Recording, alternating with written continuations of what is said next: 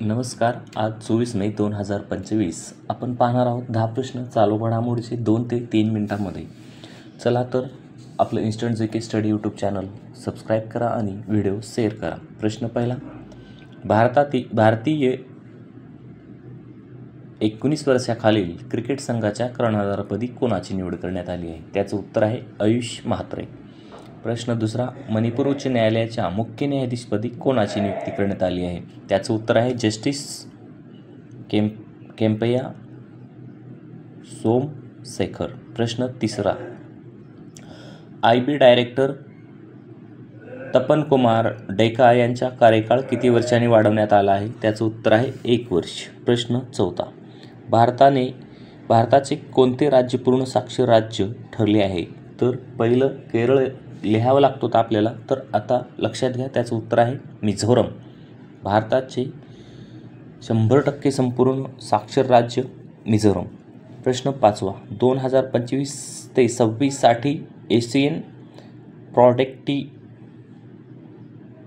Productivity ऑर्गनायझेशनच्या अध्यक्षपदी कोणत्या देशाची नियुक्ती करण्यात आली आहे? तर त्याचं उत्तर आहे भारत.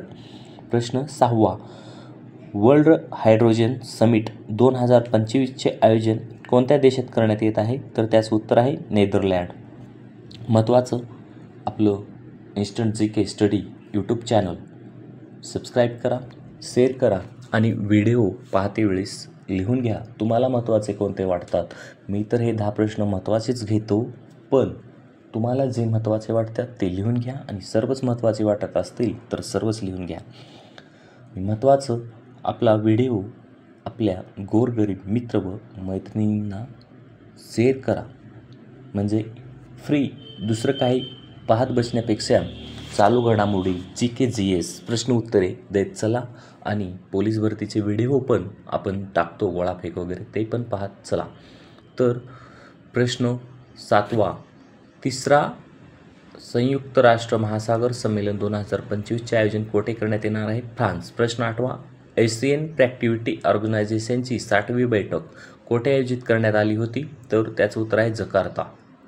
प्रश्न नववा, राहावीर योजना कोणत्या राज्याने सुरू केली? तर उत्तर आहे मध्य प्रदेश. प्रश्न 10वा, सध्या चर्चेत असलेली अमृत भारत स्टेशन योजना कधी सुरू करण्यात आली होती? तर त्याचं उत्तर आहे 2021.